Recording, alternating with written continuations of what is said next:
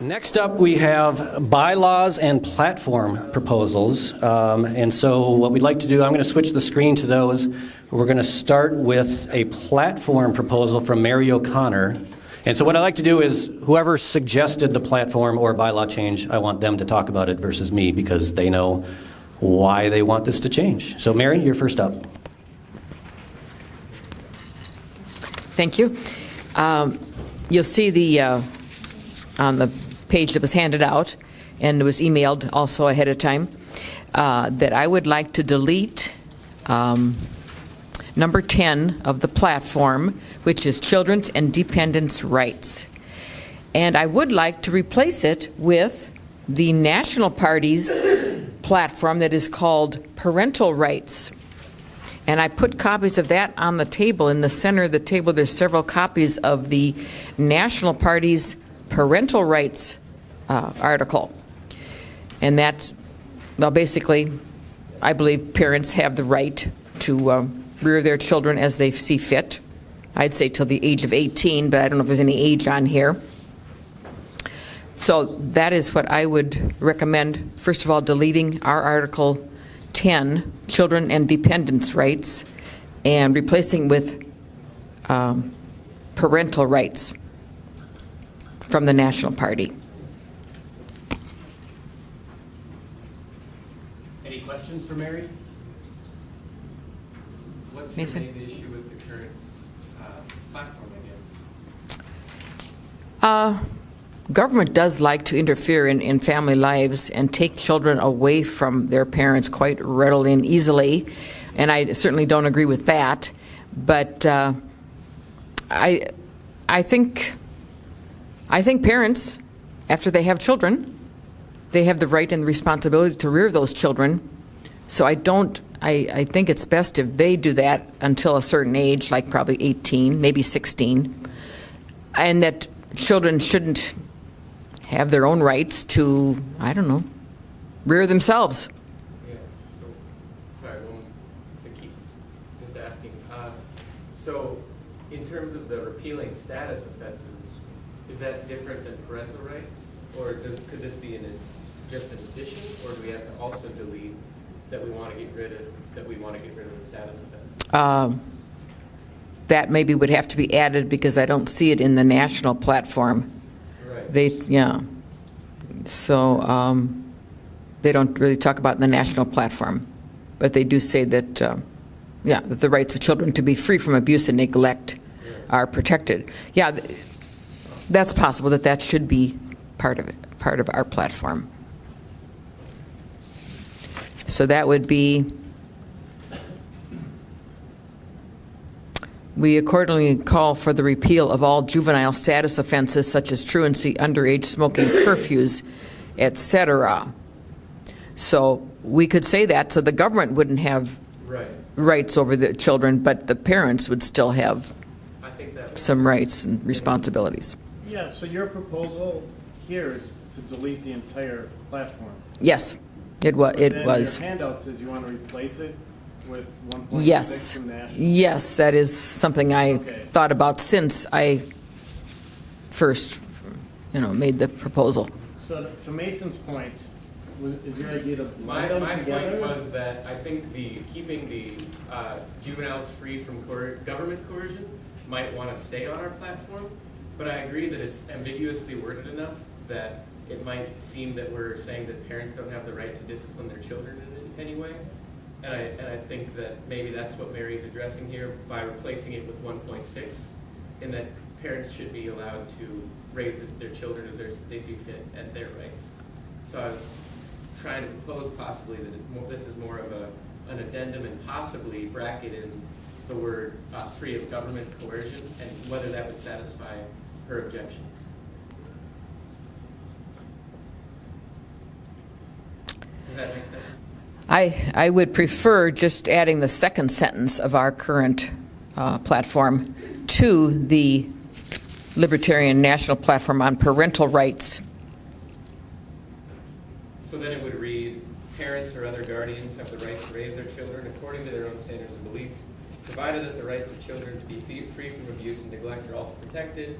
Space, We accordingly call for the repeal of all juvenile status offenses such as truancy, underage smoking, curfews, etc., in that that would take away parental rights to govern how they raise their children. Yeah, so we're kind of adding some children rights to the parental rights. Eric, I think Eric. Mhm. I think this needs more work. It feels like we've got a fragmented proposal to delete something, and then later we're saying replace it with something, and we're modifying the replacement, and taking two decks and shuffling them together. And Mhm. I'm going to admit I'm not at all clear on what we would be voting on if we were voting on something. So I really feel like this needs more work. Michael's got a comment. I want to throw something else out. If there's a marriage license involved, that marriage license specifically states that the product of that relationship is property of the state. So parents technically do not, actually legally, jurisdictionally, do not have the right to determine the direction of their children. That comes fully under the jurisdiction of the state. So it should be reworded maybe where, we oppose the contractual obligation of the marriage license. Something like that. Well, we could have our own beliefs and platform even if the government has different ones. Correct. That's something that we need to be aware of. Yes, we do. I didn't realize that.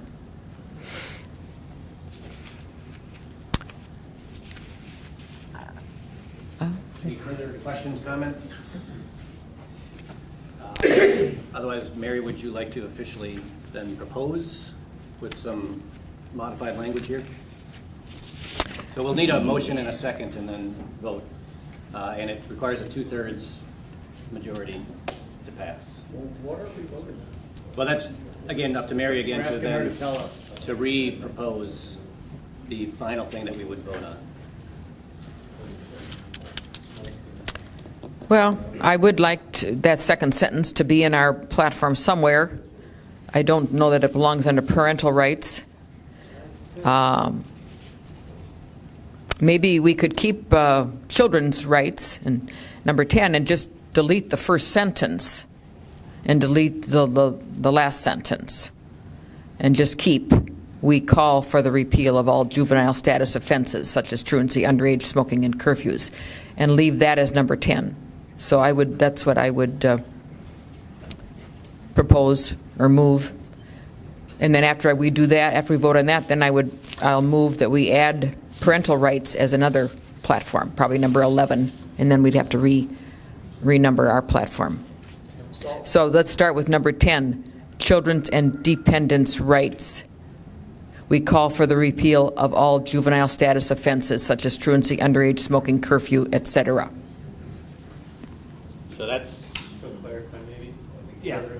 so basically, we're taking the current 10, we're leaving 10 in place, but we're stripping it down, taking out the first part, leaving the second, stripping out the third. So the sentence that says, we would drop accordingly because it now has no reference, but we would say, we call for the repeal of all juvenile status offenses such as truancy, underage smoking, curfews, etc. And that would be the entire section 10 is Mary's proposal. And so I'm assuming that's your motion. Does anybody want to second that motion? I second. And seconded. Any additional discussion? Well, how put it, there's a lot of conflict with the concept of children's rights and parents' rights. I mean, like something that was in the news recently was a 7-year-old has decided that instead of being male, he wants to be female. And they're giving him hormone treatments, which, the parents are totally opposed to, but they said it's the right of the child. I mean, there's a big conflict. Mhm. So do you want to just make that statement, or do you want to try I and just do a make a friendly statement. amendment to this, or? Sharon Harris, or whatever it was, who wrote the answering the tough questions and so forth, she got ridiculed by the media for her stand on the children's rights. I mean, basically, she said you can divorce your parents. My question here is, we have two different things we're addressing. One is addressing children's rights, one is addressing parental rights. So we're- It parental almost rights- seems like we should have, bullet point for each one. Yeah, so parental rights is not on the floor right now. Is that in our state platform under a different number? No. Okay. But that will be We a, already talked about adding it as a new platform. but that will be a separate. But what I'm saying is instead of deleting the children's rights, maybe we add the parental Yeah. rights. Yeah. We're proposing to delete We're modifying. the children's rights due to the ambiguity of the first Right. sentence. So we're just So then it'll modifying. say the children's existing. rights, independence rights, and parental rights will be Well, the title of the. The current proposal is just to leave this as children independence and then just reduce the language. So the current proposal on the floor does not address parental rights yet. Yeah. And that can be a second proposal. Okay? So for clarity, the proposal would delete the first sentence and probably delete the word accordingly. also. Correct, and then delete the last sentence. Hey, very good. You're deleting the last sentence? Mm-hmm. It's a second paragraph. That's that sentence. And we support the efforts of parents, et cetera. So just another point to bring up. Yes. Is the line where it says neglect or abuse. That could get a little contentious with things like cultural practices such as female genital mutilation. So is this from the national platform? Yeah, this is the Yeah. next proposal. Yep, okay. We're not. Just want to clarify. Yeah. So as of right now, that language is not in Mary's current Okay, yeah. proposal. I'll vote for that. Perfect, thank you. With no further comment, again, it's been motioned and seconded to basically keep 10 in place and essentially only keep the second sentence and drop the word accordingly so that it makes sense. All in favor of that, please raise your hand and say aye. Aye. And keep your hand up.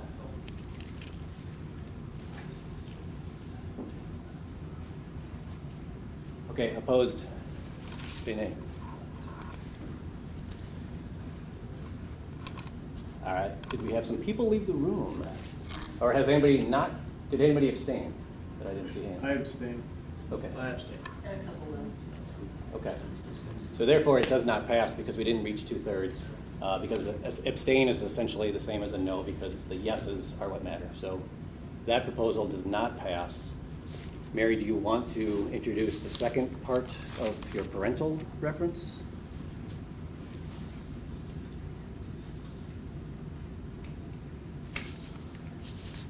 Yes, I would like to add parental rights platform. Okay, so Number 11. A separate section?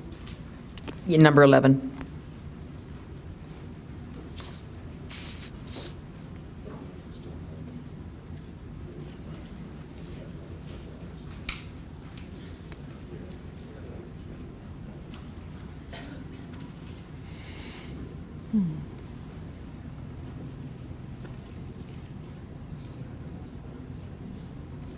Okay, so Mary, I'll let you discuss it further, but essentially, we have more than 11 platform points already, so I believe what Mary is talking about is introducing an 11 and then just renumbering current 11 and on by one each to do the sequencing. So I'll let you talk about what your proposal is. Mary.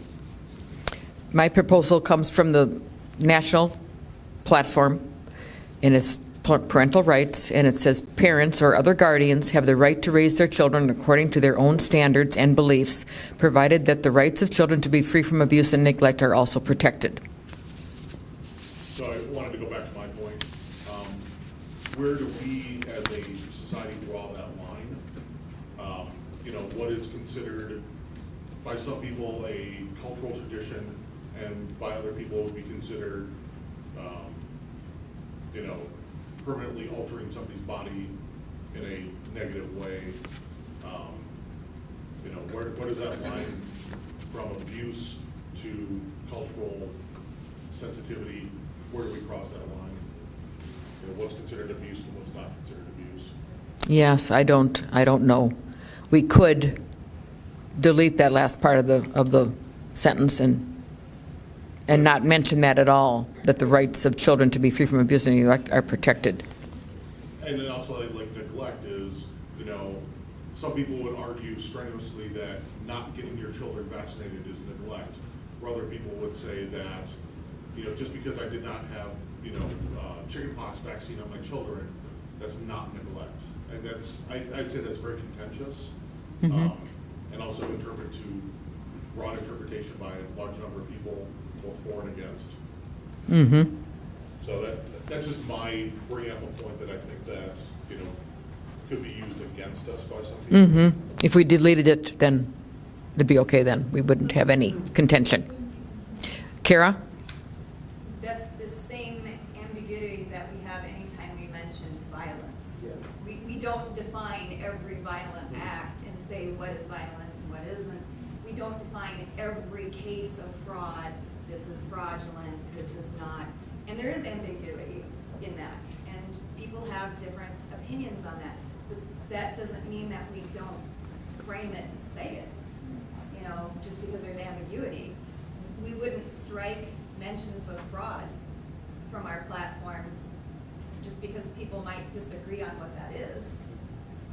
So I just caution on that. And Mark? I don't believe we take a stand on freedom just because we might scare people off for political reasons. I don't think we should ever temper a stand on personal freedom just because some people might be upset. Parental rights and what they do with their children is up to them. We don't invade other countries that practice female genital mutilation to prevent the act, though some people might want us to. None of our damn business. And I think sometimes we practice that principle, so we may rail against it, but that's okay, that's our right to do so. We're going to go invading their homes and stuff. Well, I would is there another one? Yeah, Chris? I just want to say, I tentatively agree with what Hans is saying. My issue with this is, provided that the rights of children are to be free from abuse, when people have their children taken away by the government now for spanking, which, I mean, I got my ass whooped when I was a kid. Wait, but look how this turned out. Right. Good point. Maybe we should. I just don't like having a clause that could be interpreted as the government can take me from my parents because my parents spanked me and disciplining me. Well, I would then like to put the period after beliefs and delete the last part of that platform. So just say parents or other guardians have the right to raise their children according to their own standards and beliefs. I would have a concern about that too, because we do need to assert the rights of children in care to, they have individual rights as well. So I think there is unfortunately some situations where parental abuse can cross a line where unfortunately separation is in order, but I understand we can't really be too specific because that's open to so much, but I think the ideal platform would recognize both parental rights and that children have individual rights as well to be free from abuse. So. And we would have that if we would have both. I think for that reason alone, my preference would be if we are to adopt a national language that we keep it in full. That's right. Say that again? I guess my preference would be if we are to adopt a national language, it remain in full with mentions on both sides of parents and children, recognizing both have individual rights. Well, we would be doing that because we're keeping 10 of our platform. Yes, so, that is true. Did not consider that. Okay, thank you. Mm-hmm. Any other comments, considerations before? Yes, Karen? Yeah, but 10, although it says that there's nothing in there that says that children should not be abused. Which, I mean, that's a pretty damn low bar, right? I don't think we're going so far out on a limb to just say abusing kids is bad. But because there's nothing in 10 that speaks to that. It says free of coercion, but that's not saying anything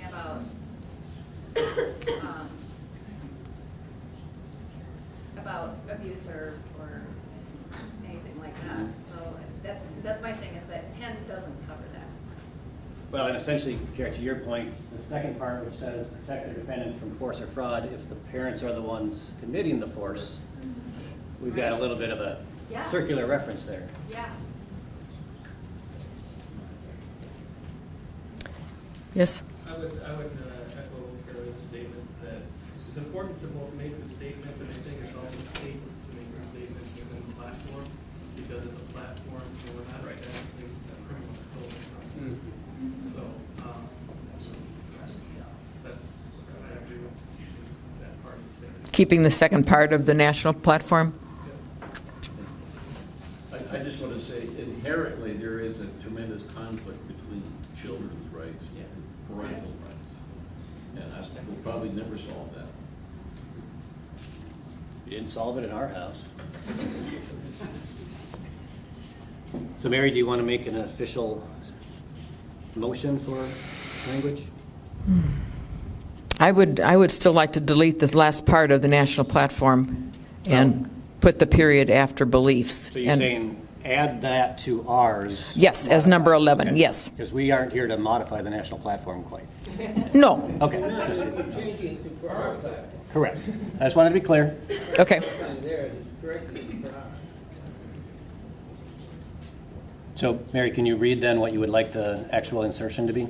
Yes, I'd like it to be number 11 in our platform, and I'd like it to be called parental rights, and I would like it to say, parents or other guardians have the right to raise their children according to their own standards and beliefs, Period, that's it. period. Okay. So that's the motion. I guess personally, I would just say I'm not going to vote for that if it stops at that point in the sentence, but I would be open to voting for it if it continues, just because of saying the general statement. So what we'll do is, so if there's a motion, if we have a second, then you can amend friendly, whatever. Is there a second to Mary's motion? Second. So it's been seconded. Now, any comments, friendly amendments? I guess I already Yep. said. So the amendment would be to continue the entire section that's currently on the national platform.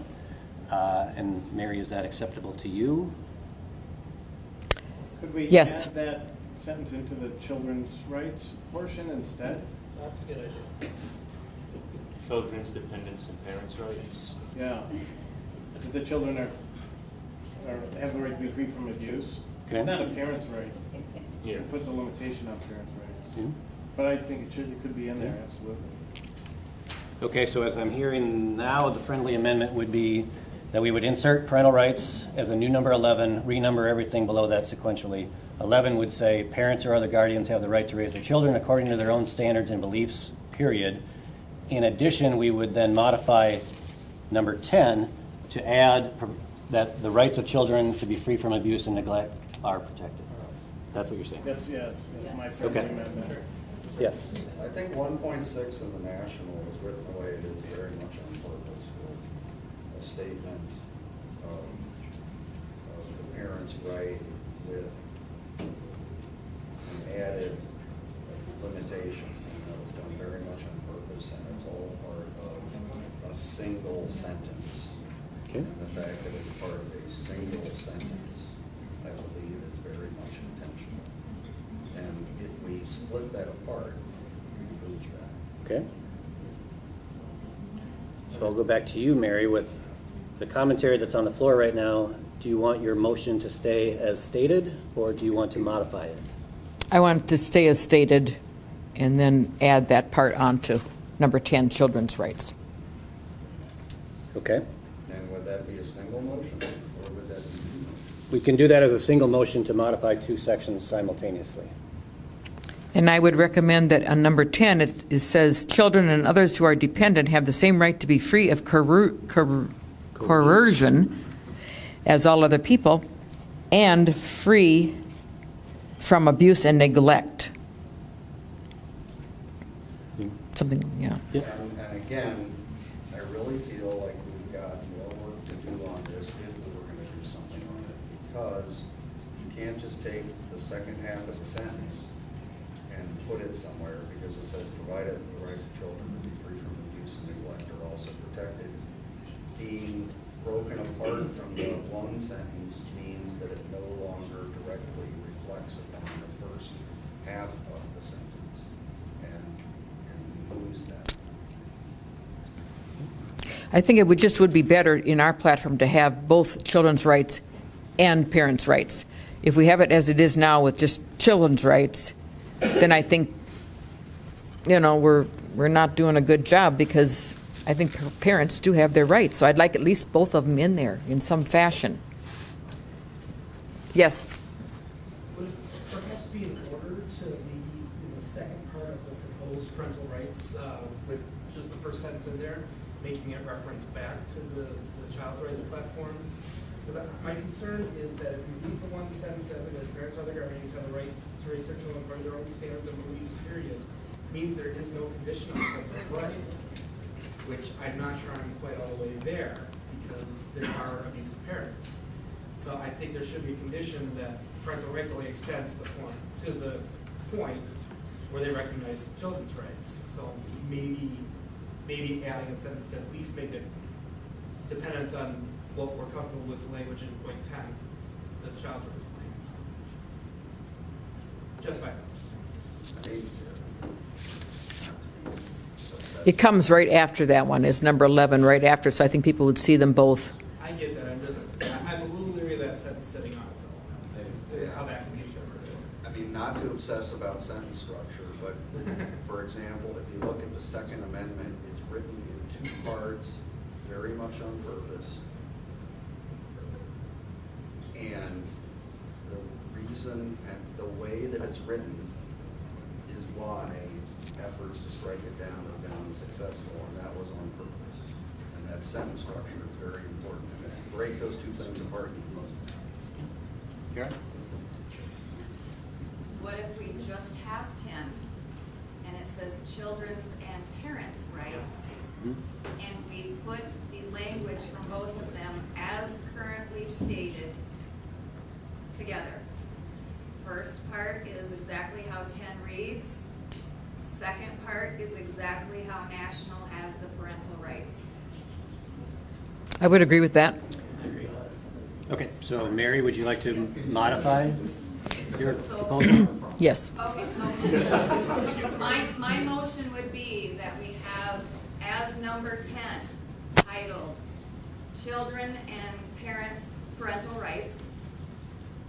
The language in 10 is kept as is, but added to it is the language in full from the National Parental Rights Amendment. I agree. So, Okay, and that is And sound. it's all one. See, that sounds very promising. And by the way, though, we voted on something earlier, and I can't remember what it was. Yeah, we deleted something. We did. but we didn't, that didn't pass. Good. Yep. So do you want to be the motioner or the seconder? Well, wait a second. We already have a motion. Yep, so I want to see if that wants to be canceled. So, Mary, would you like to withdraw your? Yes, I would like to prior withdraw my prior motion. Okay. Okay, so I will make my motion. Second. Okay, so what we have on the floor now is, we have our section 10, we're retitling that as children and parents' rights. We are keeping 10 as is and then inserting National 1.6 in its entirety as one consolidated section, okay? It's been motioned and seconded. Is there any further discussion on that? If not, all in favor, please say aye and keep your hand raised if you're an aye. Aye.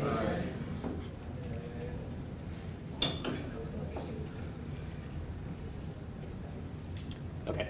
Nays? It passes. That's more than 2/3. Thank you, Mary. You're welcome.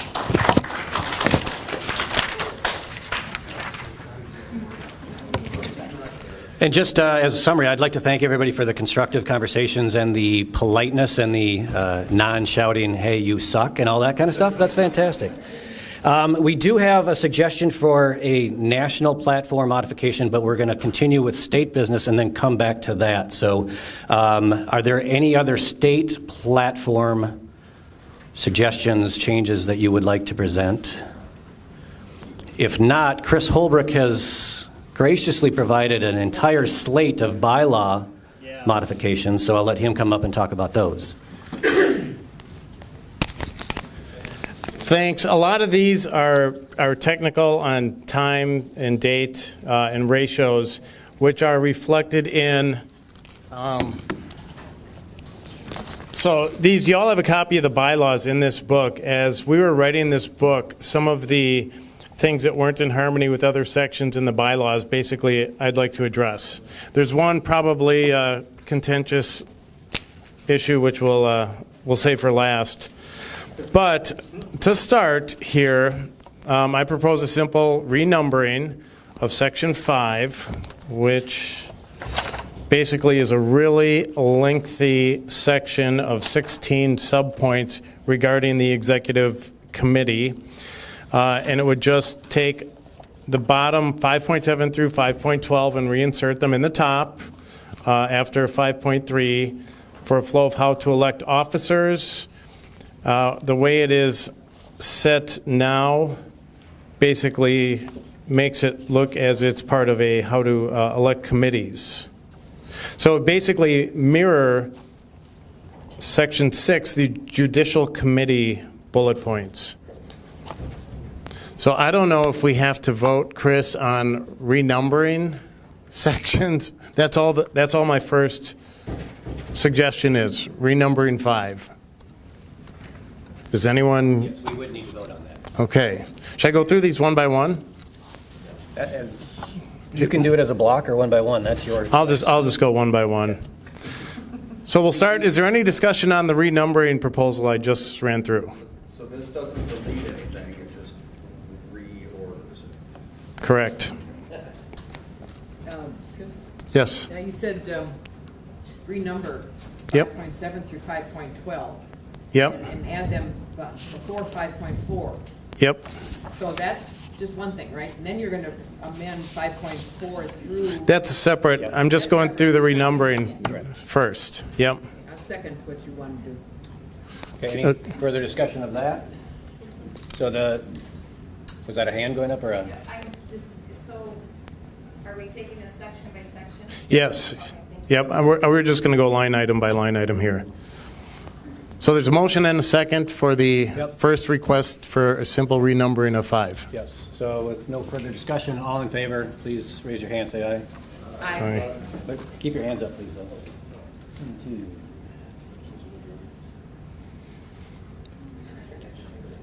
2. Okay, all opposed, say nay. That passes. Are we done? Yes. All right. See ya. Let's go to the bar. Okay. My next request, and I put the current wording in small letters and the rewording in capital letters.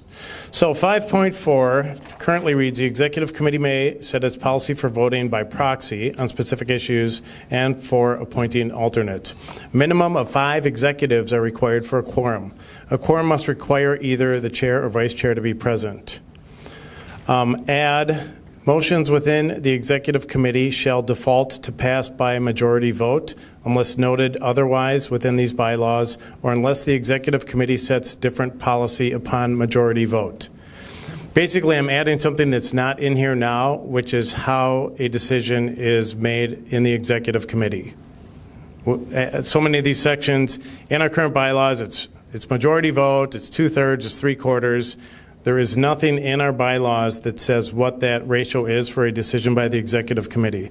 So this would be a simple add to 5.4 to define a majority as the official decision of the executive committee.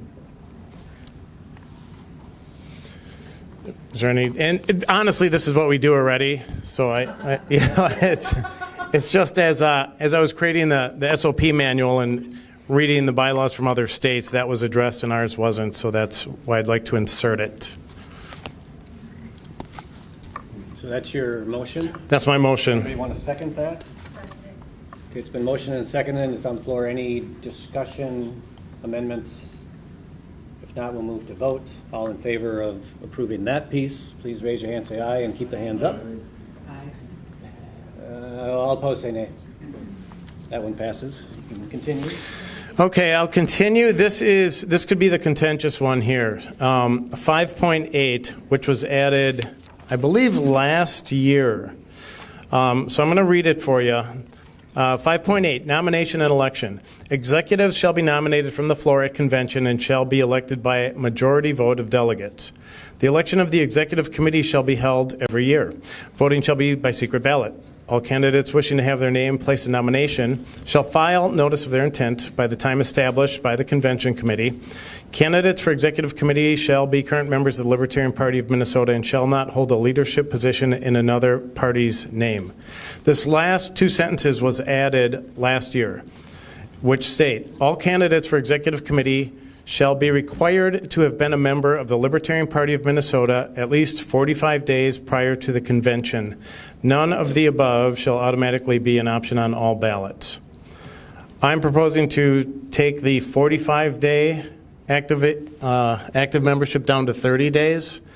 I'll explain why. Basically, this was put in after I won the chair race 2 years ago because I had recruited former members who had expired, asked them to come to the convention, renew their memberships, and vote for me. So the people who lost, who are no longer in this room or in this party, wanted to put a stop to that. So they inserted that you had to be a member active prior to coming to convention. And honestly, I'd like to strike the whole thing, but I think having a 1 month date is an easier explanation and interpretation than 6 weeks. That's my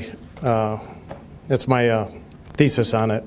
So, go ahead. And Chris proposed this, I think, a year or two ago with Sean, or Sean proposed it. Sean did, but I think that was a slightly different thing. Was that to be a voting member, you could restore your active status, and his modification was if your membership has been expired for more than a year. So our current thing is, it's a different section, I think. Yes, you're right. I'm sorry. 7.2 at the bottom of the page represents the 45 days or 30 days. All right. So, yeah, again, I think, anyone who joins a month prior can come and vote. That's all it is, instead of 6 weeks. Jim? And you have a problem with people coming in and trying to stack their new people in there to take over the party. That's a valid concern. In 2016, 17? 2017, there were several people from the RLC who joined the party. Was it 30 days or 45 days? It was 45 days prior. It happened in New York with Howard Stern. Okay. He decided he wanted to run for governor, and so he had all his listeners join the New York Libertarian Party and come to convention. Yeah, and I mean, so as a sidebar to that, we're talking about 45 days or 30 days. I think if somebody wants to come in and stack the deck with a coup, they can do it 46 days prior versus 30. I mean, we're making a minor modification here. And I'm just gonna say, I mean, it doesn't matter if we make it 2 weeks, 4 weeks, 6 months, any of that can happen regardless. I agree that it should be 30 days though, because I have friends who wanna come and they wanna vote, but they just aren't a member yet. And face it, we're libertarians and we put things off, so I think 30 days is. And again, this section specifically is to be on the executive committee, and it's a separate conversation to have to be a voting delegate on the floor. But yeah, I mean, that's the part of next this is one. we want to encourage people to participate and show up, and we hope that people are coming with the best intent of voluntarily being a part of this group and growing and moving forward, and not coming in.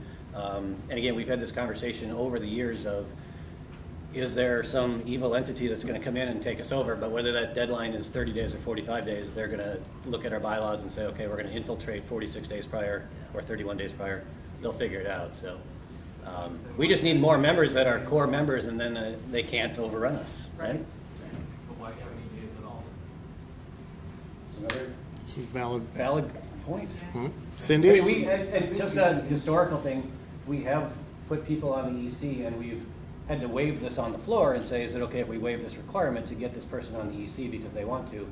And we've done that. And so we've had people who've shown up, just by chance, been very enthusiastic and gotten put on the EC. Right? I think Shane Wernstein was put on the EC and he didn't qualify for that.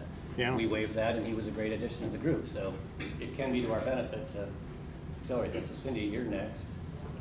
This is a big part of who we are. One of our big fights right now is ballot access. Removing all these crazy, silly obstacles so that people can run. And if we are pushing for all that, we can't be having stuff within our own party that says, this is our election, and we can't be part of it. That's a very hypocritical stance, and I think it's important that we do open it. So you don't like the authoritarian libertarian stance? I'm a libertarian for me, but not for anyone else. I think that's a big issue. I just want to mention that, I think it was 2008 or 2009, I had this part of the bylaws changed. And I did it because in New York, there was a very popular radio personality, and he showed up at the New York State Convention, and he brought along about 300 people. And they all paid that day, and they all voted. And then this guy, only had a couple of things he wanted done. He wanted the city of New York to fix the potholes, and all the new construction is done. And then he dropped out. So, you know, the state of New York didn't have anybody running for governor. And the 45 days, it must have been changed at some point down to 30, but it's an odd number. It's deliberate, just to make sure that people just don't join prior to the convention to take it over. It was they could, the next year, they could, be, they could be, voting members. But at least it would protect the party the first year. It's something that. Well, and again, my proposal isn't to eliminate it, it's just to make it a month instead of 6 weeks. To Lana's point, I have people too who'd like to participate, and I'm not, if 300 people are going to come and try to take us over, like Chris said, they can do it either 46 days ahead of time or 31 days ahead of time. I'm just looking at the onesie twosie people who wanted to come today and they missed the cutoff by a week. So trying to open it up, that's my thought. Go ahead. And another point was, I was afraid that if we became a major party, then, there's money involved. The state gives money to major parties. So if somebody could become a candidate with the Democrats or the Republicans, then they would come to us. So they could have the state money, and they won't represent us. We won't have, well anyways, we wanted to at least have a year or so to address that as a party. And I would say, really so this is specific to the executive committee. But I think our best defense is to grow ourselves. If we had 500 people in this room, it's much harder to take over than if we've got 30. So sidebars, please quiet down. Are there any other comments? Yeah, I'll just say that I think it should be 0 days if somebody comes. No restrictions on the days. It's still up to us to vote. And we can choose, we're sovereign, we get to choose whether or not that bothers us or not. So if I like the fact that somebody hasn't been serving for so many days, that's my choice. If somebody else says that they think it's important to have 30 or 45 or whatever days, they don't think they have enough experience in the party, they can vote that way. Mary? And then Chip? As Bob says, if they have to become a member 45 or 30 days ahead of time, we know about it. If 300 people become members, and then we can do something about it if we think they're going to take over our party. But if they come the day of the convention and just join and vote, then we're doomed at that point. So I would say at least 30 to 40. Again, this is just for people to be on the executive committee. This isn't to vote for them. So you who just ran for the executive committee, you have to be a member at least 30 days before this. That's what this section is addressing. Chip, do you have a point? Which again, to Chris's point, we've waived that in the past, which we can continue to do. I don't want to get hung up on this because I have obviously several other points, and I want to keep it moving, so. Yeah. I'm just going to note that 5.8 and 7.2 kind of naturally go together. And it would almost seem a little bit odd if you would be a member of the executive committee with 30 days, but you can't vote at the state convention. For 45? 45. So I kind of think 5.8 and 7.2 should maybe be voted on together. Okay. Take that as a friendly amendment? So did we have an official motion and second? Well, my motion was to change 45 days to 30 days on 5.8. Eric's suggestion is to either do all or none in conjunction with 7.2. Because it would be weird if 5.8 Right. It's Yep, easier to be I an agree. executive than a voter. So I'll take a minute here to explain that, which was what I started explaining. 7.2, that was the new thing that was added, right, Chris? The 7.2, which says, all members of the Libertarian Party shall be eligible to register to be delegates to the state convention unless renewing their membership. No one joining the party less than 45 days before the convention may be a delegate until the next convention. So here again, it just changes 45. Yeah, it's just changing 45 to 30 on both of them.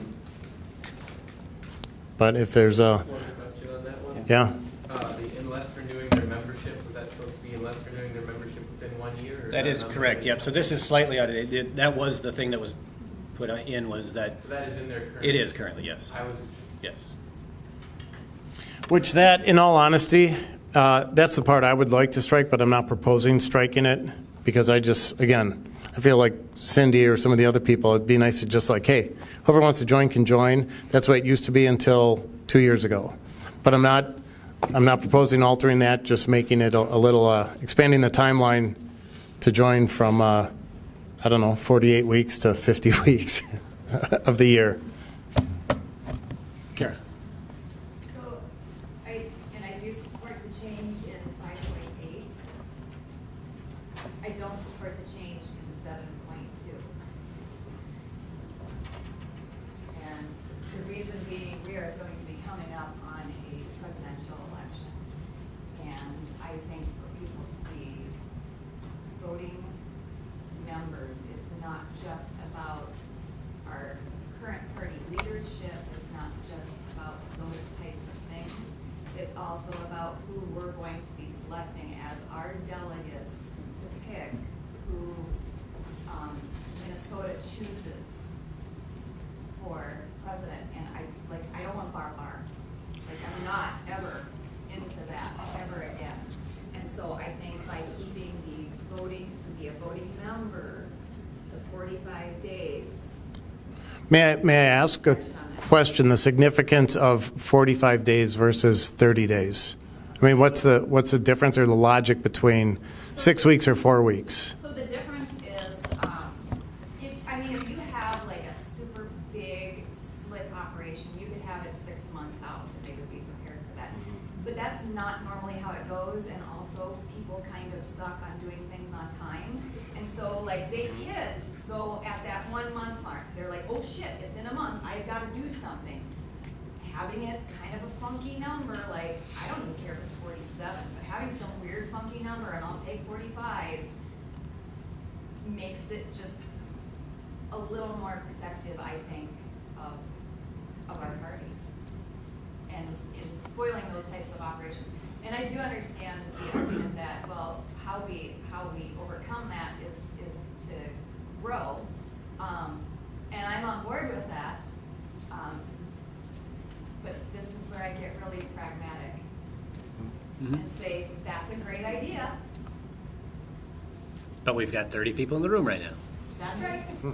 Yeah, I agree. Even just last year, there were states who had their convention staffed for delegates to national convention. In presidential year, it's going to be worse. And a lot of them didn't even think to look at the bylaws. Yeah. So. Okay.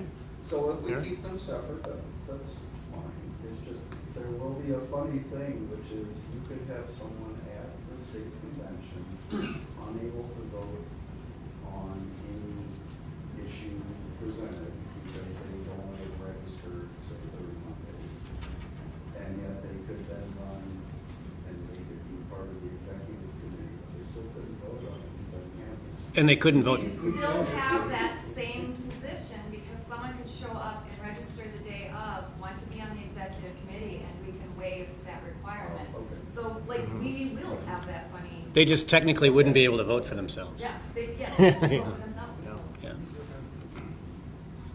All right, so there's been a lot of kind of meandering here. I have one. Yes, Lana.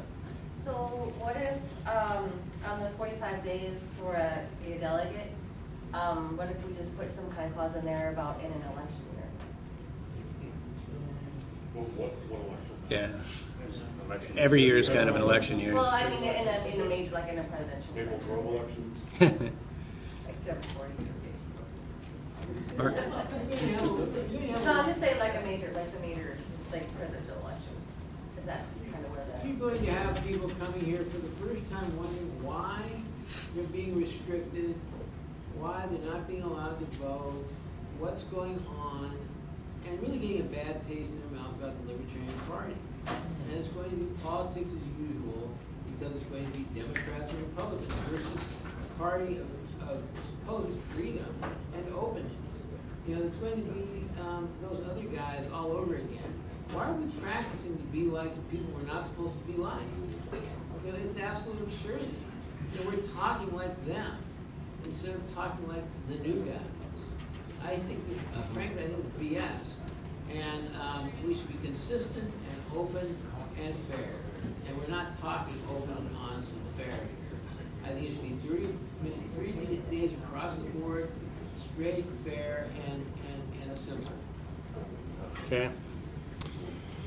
Kara. We have a right to protect ourselves against fraudulent actions. And I think keeping it at 45 days is That's a standard answer. low, gentle way of somewhat protecting ourselves against fraud being perpetrated on us by others. So, but I do understand what you're getting on model what we would like to see. So that's the tension between. Okay, I'd like to end discussion at this time and just call votes on these. If they pass, they pass. If they fail, they fail. I'm going to do each one separately because there's no uniform consensus on either of these or the time frames. So can we, since there's been amendments and stuff, can we just clear the slate?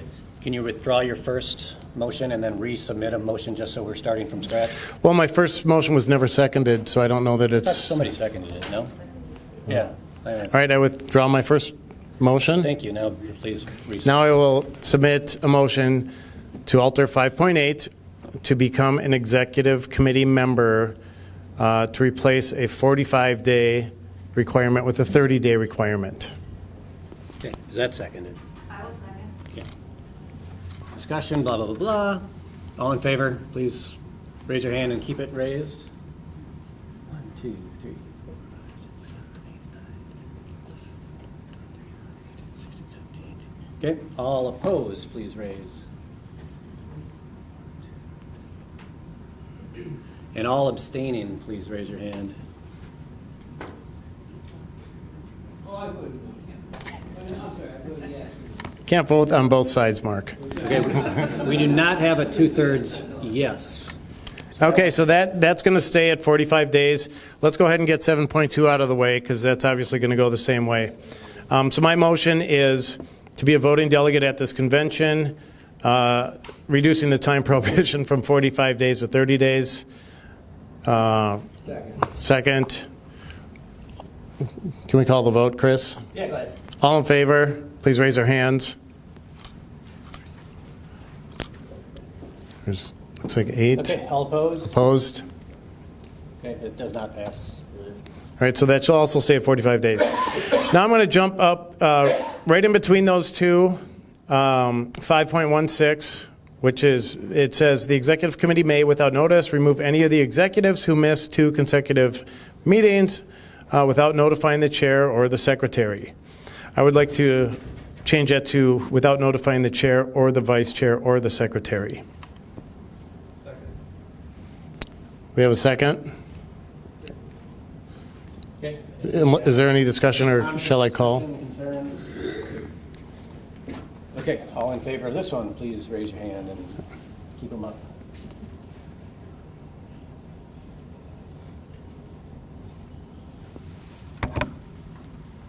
Opposed? That one passes. All right. Am I two and two here? It's not more uncontroversial. Yeah. All right, I'm just making a note here. What do I have left? Oh, geez, I have more than I thought.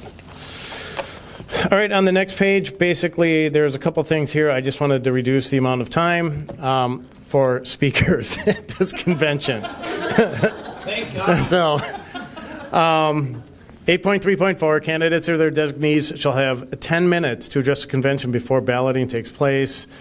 No vote to endorse shall be binding, et cetera, et cetera, et cetera. So I'm just going to go through here, and then everything I've cut the times in half instead of 10 minutes, allowing 5 minutes for speeches. Again, to clarify, when we say candidates, we mean candidates for public office that we are nominating as a group, correct? Not candidates for executive committee, internal, et cetera. Yes, in section 8, that is regarding nomination and endorsement of candidates. Yes. Correct. Just clarification. So, for example, last year we had 7 people. If everyone would take 10 minutes, that would be 70 minutes. I'd like to see it like at 35 minutes, just to keep things moving. And again, we can always suspend rules if someone needs time. We're not going to be up here cracking a whip. Well, Cindy will. She's got the stopwatch. But any discussion on that? Going from 10 minutes to 5 minutes for candidate speeches. Well, I guess I don't mind the shortening of it, but when it wouldn't shorten, does that include questions and answers? Q&A is always, yeah. That would be an additional Yep. 5 Okay, minutes. And then we're still going to send out information to people who've signed up for the convention, and tell us about their websites. People who've pre-announced. And, Yeah. okay. Yep. All right, so the motion is going from 10 minutes to 5 minutes. It's been motioned. Is it seconded? Second. It's been seconded. Any further discussion? Otherwise, all in favor say aye. Aye. Please keep your hands up because I'm not good at voices.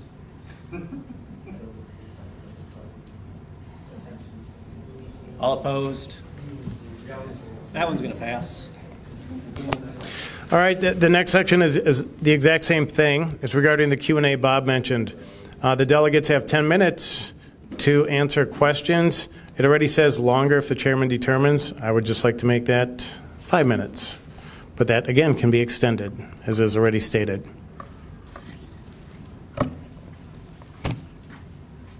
That's the motion. Any That's my motion. Seconders? Okay. Any further discussion on that?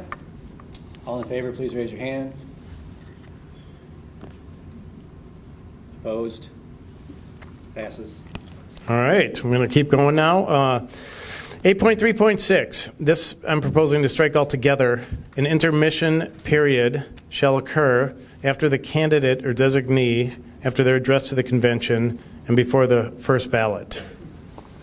So that would technically mean after all the speeches we just heard, we would be required to have an intermission. It's pretty vague. It doesn't say how long. 2 seconds. So, I would just like to point out that some of the smoke. oh, we can take breaks. We work breaks in, but a mandated intermission that we don't abide by anyways seems to be extra words in here I'd like to strike. I'd like to say that we have dutifully held to this, though, traditionally. I'm kidding. Seconded. Any further discussion before the vote? Otherwise, all in favor, please raise your hand. Opposed? Raise your hand. That one passes. Okay. All. 8.3.11. If no candidate has achieved the required votes for nomination or endorsement after 10 ballots, any delegate may make a motion to end the balloting. If a majority vote to end balloting, it shall cease. I'd like to cut that in half. Instead of doing 10 rounds of ballots, doing 5. That's my proposal. Can we go to ranked choice voting or something? Yeah. You making a proposal? I mean, so again, this is just a personal commentary on this. I mean, if we literally went through, whether it's 5 or 10 balloting things, that sounds excruciating to get to the point where we finally figure out, because there's nothing in here that says that somebody who came in last, quote unquote, is dropped from the ballot. I mean, basically we're just saying we're going to vote again, and we're going to vote again. And everybody in the room can vote the exact same way every single time, and we don't necessarily make any progress unless one of the candidates says, you know what, I'm out, and please, if you voted for me, vote for X or Y instead, or whatever. So right now, we just have this infinite loop of nothing in this statement requires us to make any progress in the election process. So that's just my personal viewpoint of that whole thing. Thank God we've never really gotten to that. I think the most we've ever had on a contested election is 2 rounds. Yeah.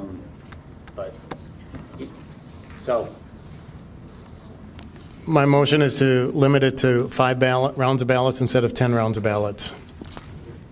I'd really like ranked choice voting.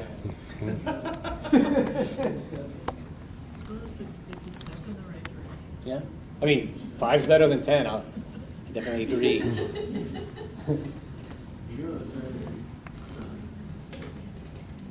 Did you second that? I don't think I did that one. Oh, the one before that? Second. Second.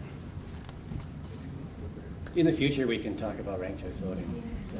We need more preparation to have a ranked choice voting discussion, I believe. So, what are you, a Republican committee on marijuana legalization? Some people here.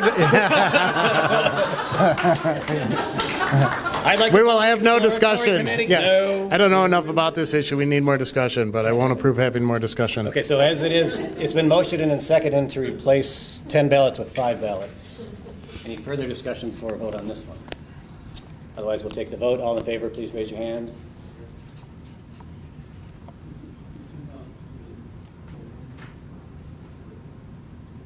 All opposed? I should have just called for the opposed first. All right, we're getting there. I only have 2 or 3 left. The next one, 9.1, this again is in my effort to make things easier and more inclusive. Basically, Section 9 is withdrawal of nomination or endorsement, which reads, a candidate's nomination or endorsement may be withdrawn by the executive committee. Withdrawn of nomination or endorsement requires a 3/4 vote of those present and voting at the meeting. That candidate's nomination or endorsement shall then be declared null and void unless the candidate appeals the withdrawal to the judicial committee within 7 days. The resolution of withdrawal must state the specific reasons for withdrawal and must be signed by each member of the EC. So my goal is that the executive committee can have an easier time striking endorsements of candidates who do things that we do not approve of. And again, this is candidates for external office, whether that's city council, governor, president, whatever, not people on the EC. That's a separate thing that the judicial committee handles directly, but just clarifying. Yep. So what are our recourse? Let's say the executive committee does endorse somebody, they come up for, some horrible policy, and we withdraw that, but they still decide that they're gonna run on the ballot as a libertarian. Is there any way to legally challenge that?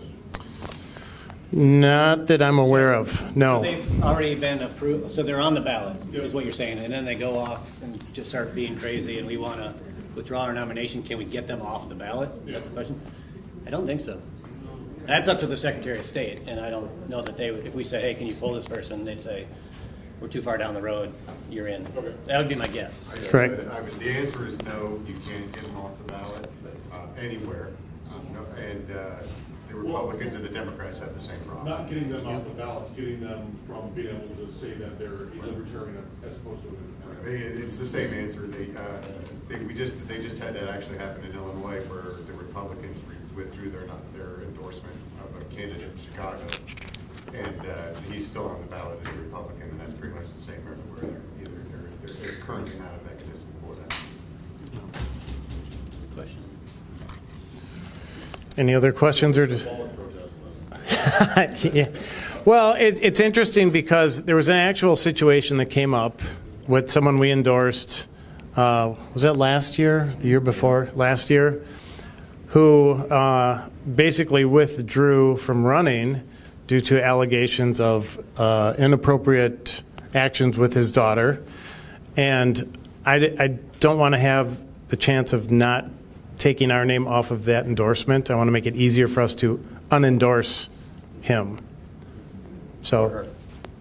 What? Or her, yes. Bob? Kind of answer your question, the Libertarian Party of Minnesota has asked, I do believe that on the ballot, maybe it could give an indication that the individual was actually endorsed by that party.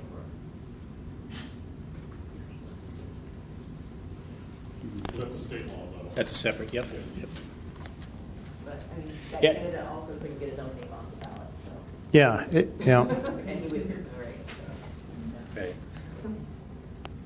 Hi. Hi. Cindy? It's not just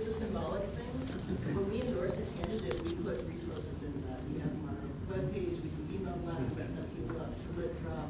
So it is more withholding our physical, our time, our money, that type of thing. It's not just about the part of it.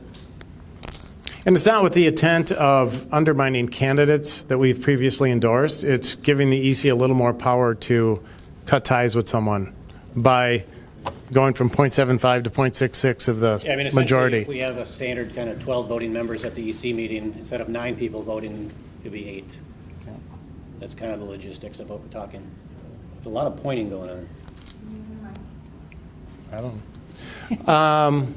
So, any further discussion? Or any second? That's been seconded. Okay, so it's been motioned and seconded to replace 3/4 with 2/3. Any further discussion before we call a vote? Otherwise, all in favor of that modification, please raise your hand.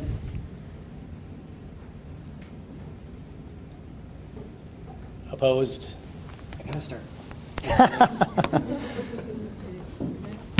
All right, next, 10 this is about affiliates, which is, again, trying to change the minimums, making them lower hurdles. 10.1.2, to remain registered as an affiliate, the affiliate shall consist of at least 4 active members. They shall hold 4 meetings or events per year. They shall send a rep to the annual convention or participate in at least 4 EC meetings per year. Affiliates that fail to do so shall lapse into unregistered status and lose their vote on the EC. I'm proposing striking the last sentence, which is redundant to the first sentence. Replace by adding affiliate meetings quorum shall not be less than 3 residing members with the chair or vice chair presence required. This was actually pointed out to me by Jill. When she put her affiliate together, the members of the affiliate do not have to be registered members of the state party. So I'd like to add that, and then basically when it says you are not registered if you fail to do these things, in the first sentence it already says you have to do these things to be registered. So it's just eliminating a redundancy and stating clearly for the affiliates how to form. Second. The second, is there any discussion on this? Quick question. So, Yeah. 3 residing members with chair, is the chair or vice chair one of those 3 members? Or Yeah, it already states in here the chair has to be a member of the LPMN. All right, okay. That would make the 4 minimum. Yes, that would make the 4. Yep. Further discussion? Otherwise, we'll call the vote. Again, aye. All in favor?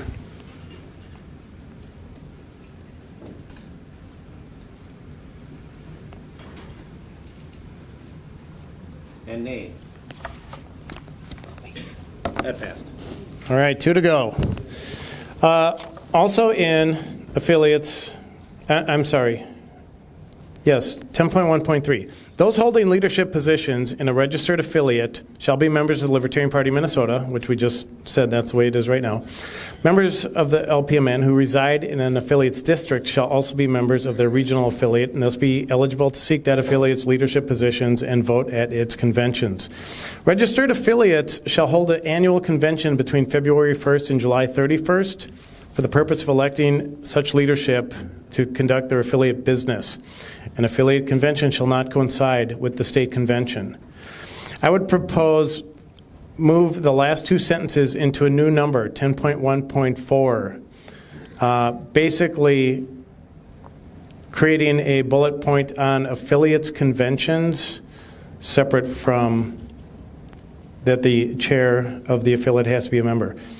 And changing the dates to, and removing the requirement for the dates to be between February 1st and July 31st. Just saying you can have your affiliate convention at any point in the year.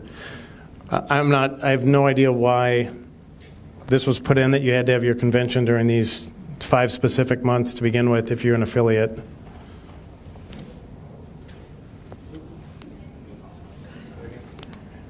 I have a second. Any questions, concerns, modifications? All in favor, please raise your hand. Looks like a lot. All opposed? That passes. Thank you. The last one is on the technology disclaimers, which is section 11 in our bylaws, which basically says general members may use relevant contact data for purposes benefiting the state party, affiliates, or nominated candidates under supervision of at least one member of the EC, the executive director, chair of the website committee, or chair of the communication committee. I talk good. I would like to add, upon approval by majority vote of the executive committee, approval for usage requires a signed NDA to be filed.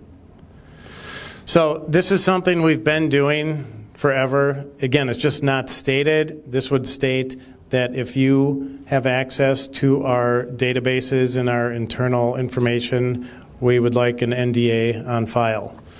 And there is a sample of that in this book, which all of us have signed. It's really, I don't know if it's legally binding, but it at least makes us sleep good that we've asked you to give us a pledge that you won't share our information without our permission. Okay. Second by Motion Lana. and seconded. Any commentary on that? Otherwise, we'll call the vote. All in favor of that, please raise your hand. And all opposed? That passes. That concludes my drastic technical bylaw proposals. So now we'll open the floor to any other bylaws that want to be presented, bylaw changes. Do your ranked choice. So as kind of the facilitator, I make it a practice to not present things, but I will encourage you to come forward and talk about that.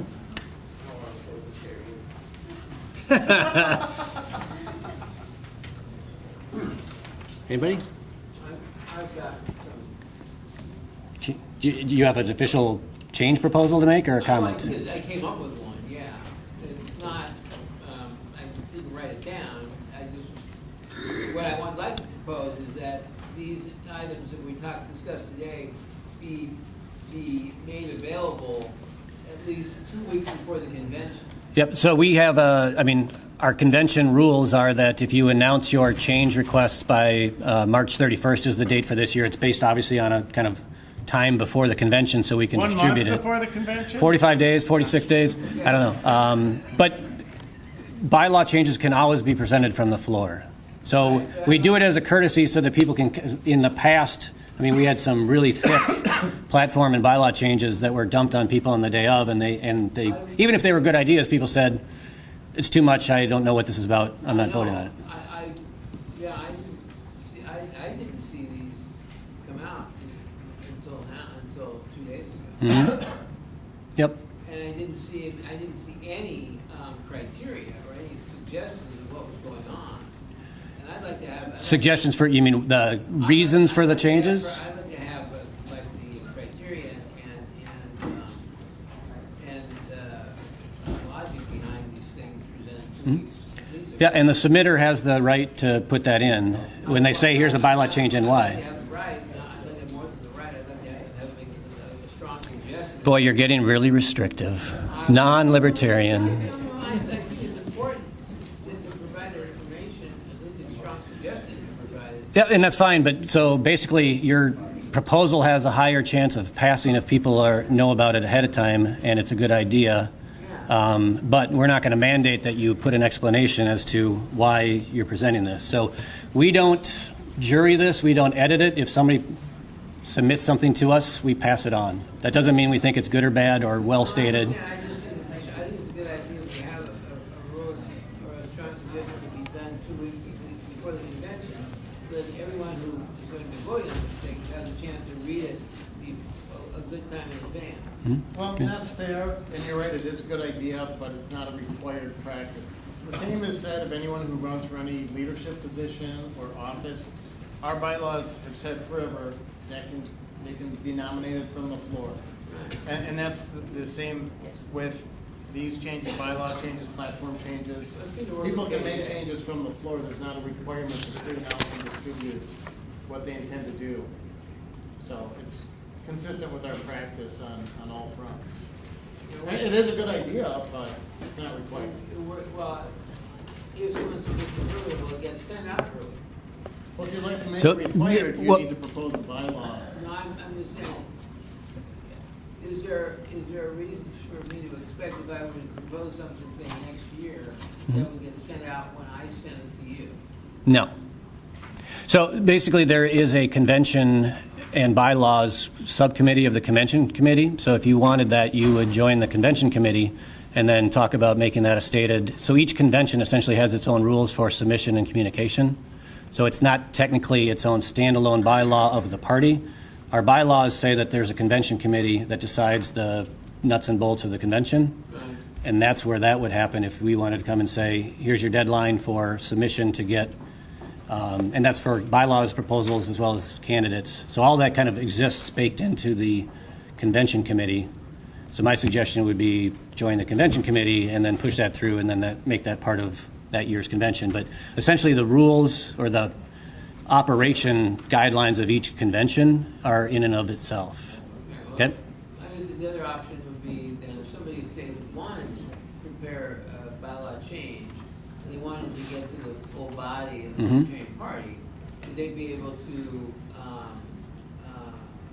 get it to the full Libertarian Party themselves, pass it through the committee, and request it to be sent out at that point?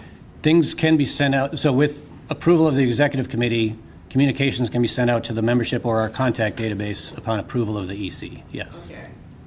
I'm just saying that's Yep. a convenience to the membership. Yep. Yeah. So just to get it on the table, and I don't care if this passes or not, but I am going to kind of go against my historical preference, and I'm going to make a motion that 8.3.11, we just replaced 10 ballots with 5 ballots. I'm going to throw something out there that says we move to ranked choice voting for any contested elections within the party. So I'm just going to throw that motion out there. Okay, any discussion? Can you specify how that would work? Do we know what ranked choice voting is? So basically, it's just a way to simplify this so that if, let's just say, hypothetically, we've got 5 candidates who want to be our U.S. Senate nominated candidate in 2020. So as currently stated, of those 5, and let's say we've got 50 people voting. If every candidate gets 10 votes, well, that's a really bad example. All right. Let's say it goes like 13, 12, 11, 10, 9, whatever that support level is. Right now, we'd say nobody got the majority of 26 of those 50. Let's vote again. And we redistribute ballots and everybody votes. But everybody can still vote the exact same way each round. There's no progress being made. After now currently 5 votes, we can say, hey, let's stop voting. And then technically we wouldn't have a candidate. And it would revert to the executive committee to start vetting and reviewing and voting on that. So I'd like to keep that power of nomination with the membership. And so in ranked choice voting, we go through, you would say, okay, there's 5 candidates. We could have ranked choice voting where you say, I want to rank these people 1, 2, 3, 4, 5. So you still get to vote for your first choice. After the first round of voting, if somebody has a majority, it's over. If nobody has a majority, the person who came in last is dropped. And then if you voted for that person, your second choice now becomes your vote. So if I had voted for candidate number 5 and they get dropped, and my second choice was candidate 4, my vote isn't flushed, it just redirects to number 4. We retabulate at that point. If somebody has a majority, we're done. If not, the person who's now in 4th gets dropped. We have 3 candidates left. And you don't have to vote for more than one person. If you say, I want to vote for candidate A only, and if that person gets dropped, I'm not voting for anybody, that's still your right. You're not forced to pick 5.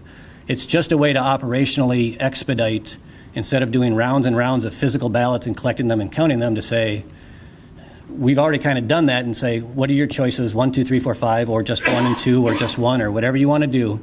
It just expedites that process. So everybody's vote still counts. The nominated candidate would eventually have to have a majority, and there's still a chance that nobody gets a majority and it reverts to the EC. So that's essentially the nuts and bolts of it. Can there be a strange situation, say if we had 3 people, and 50% like person number 1 and 50% like person number 2, and everyone took person number 3 as their second choice? So everyone would have picked person number 3 as their second choice, and yet person number 3 fell off because they got no votes. Yeah, I mean, yeah. So in that case, so in that case, if it's 50-50-0, but then everybody voted for number 3 100% of the ways to be their second choice, then correct, none of those, because 3 got dropped. Number 1 and number 2 are still in the race because they aren't the lowest one on the list. So we haven't reverted to those people's second choice yet. But it is possible that your second choice has already been dropped out of the race. Yeah.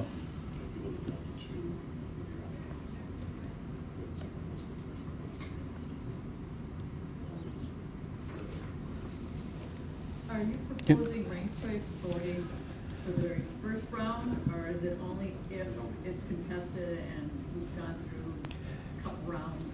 So I would say right from the get-go. And again, as you saw today, we can always take a floor amendment and say, we're going to bypass what we've stated as our voting bylaw. So again, if we say we're doing ranked choice voting and there's only one candidate, we can say skip it, we'll just do a hand vote. But then if there's even 2, I mean, essentially ranked choice voting really doesn't come in because 1 and 2, if you voted for number 2 and they got dropped, by definition, number 1's probably going to be the winner.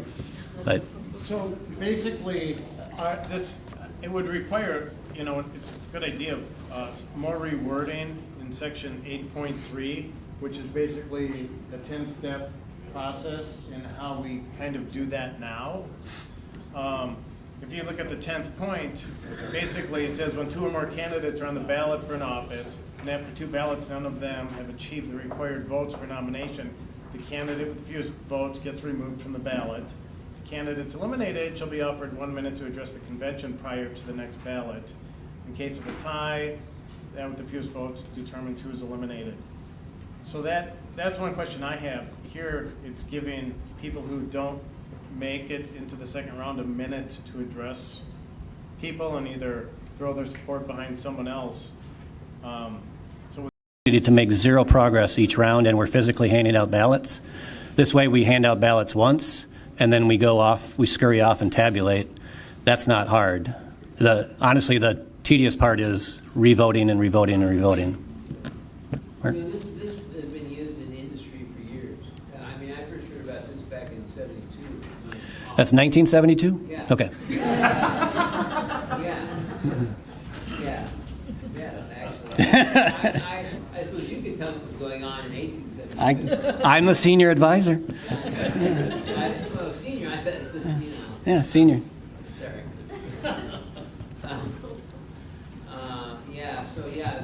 Industry was you used a lot back then. So, so I'd say it's easy to do. Yeah. We have a little criticism of it too. So the current proposal is to implement ranked choice voting and strike all contradictory sections. Yeah, and then, so I guess before I'm going to rescind my official motion, what's the conversation about whether it's, if we do ranked choice voting, and that's just a hypothetical, do we want it to be majority or 2/3? Just what's the feel of the group? Because Okay, I'll just point out a story. Bob Helland from another party came here and was 1 vote short of getting 2/3. And if it would have been simple majority, he would have been our nominee. And there were a lot of people who I think would have been very irate because he basically kind of jumps party and he tends to bash us quite a bit. And that goes back to how many people can come here and vote in the first place. So if we're going to keep it hard for people to vote, I don't think we should make it easy for them to become our nominee. That's just my 2 cents. Maybe it's 2/3 for party jumpers and 50% for libertarians. I'd like to second that too, because as you're doing ranked choice voting, it's going to aggregate votes Mhm. more readily than a standard ballot vote. So I think lowering the threshold is actually a more dramatic change under ranked choice Okay. voting than even the initial ballots. I think lowering it under 2/3 might be a bit of an issue. okay, so I'm going to modify my motion, and I'm going to make a motion to move to ranked choice voting, strike all conflictory language, and have a ranked choice voting with 2/3 requirement. Would anybody like to second that? Second. All right. Any further discussion before we move to vote? All in favor of that, please raise your hand.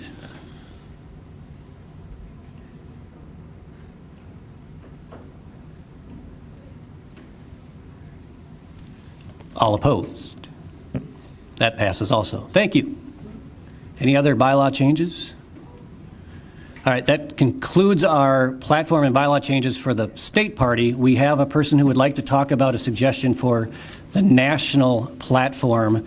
This would be something that our delegates for 2020 who go to the national convention would potentially be able to submit. So this isn't something we're voting on today, but to Mark's point about giving advance notice on changes, this is more than a year in advance of something that might be a suggested change to the national platform. Mike. Point of information? Yes. Is this man a member of the Yeah, so Libertarian this Party? is Mike Hawley. Did you join? Did you join or not? Not yet. Okay. So he's not currently a member. So I think we have to, somebody Again- prove him speaking. Yep. This is just a courtesy informational. We're not voting on anything. This has been handed out on people's tables. I just want to give him 2 minutes to say what he wants. Again, just to plant the seed of if this is something that a member wants to pursue and take forward in the future, they can. So this is really just 2 minutes courtesy. Yeah, I want to offer a plank for the national platform, and but I want to make the state aware first and ask for guidance. I believe the biggest problem with the U.S. economy is that politicians have blamed markets for market failures, and they've used it as reasons to have government interventions that have awarded special interests with preferential policies used to create monopolies dominating virtually every major market. I believe the party should provide studies or analyze these market failures. In this table here, I list the different major markets, the market failures, the interventions, and the monopolies that are formed. Like banking, there's a perceived market failure of speculation and panic. So then they have regulation through the Federal Reserve, and then you see the big banks favored. So right now I look and I see the libertarians' current solution is basically free markets with just a few exceptions. And I believe that's too ideological, inflexible, unscientific, and it's unconvincing for most voters. The response that I'm getting at my table is that these studies have already been done, but I'm not finding them. So I guess what I'm asking in the meantime here today is I would appreciate it receiving these studies at my website listed above, Americans Against Monopolies, and to help me build a case for free markets. Thank you. Thanks, Mike. So again, consider that for next year, or don't. That's up to you. That ends the business session as stated. I'll turn it back to Chris Holbrook as standing chair and future chair. It's all yours. Let's give it up for Chris Stock here for running this for us. Thank you very much. I know he's well, I guess libertarians enjoy the business session more than other groups I go to. I believe we're going to break at this point unless there are any further objections. Hold on a sec.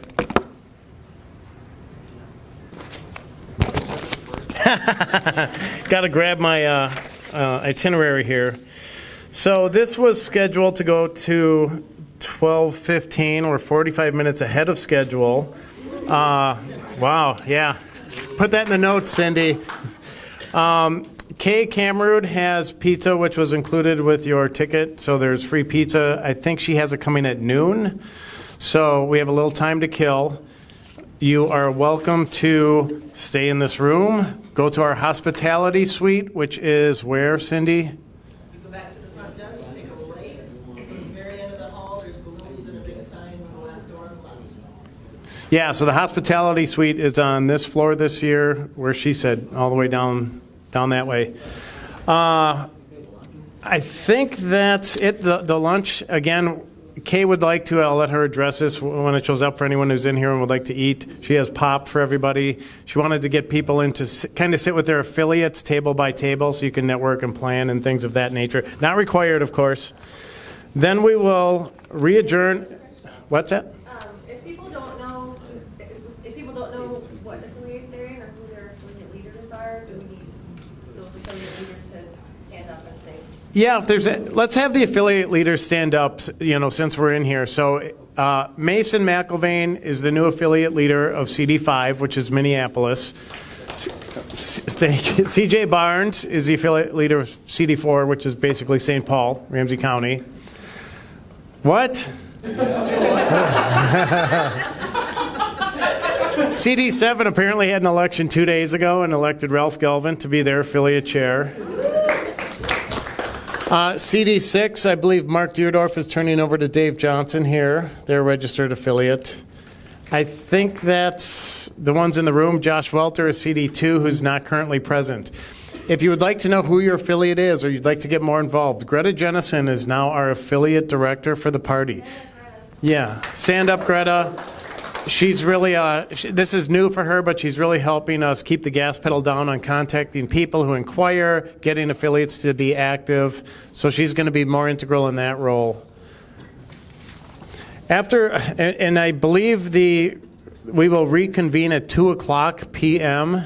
is when there will be a marijuana panel, followed by 19 hours of speakers. So without further objection, I will adjourn the morning session. Bye. Anything to add? No. All right.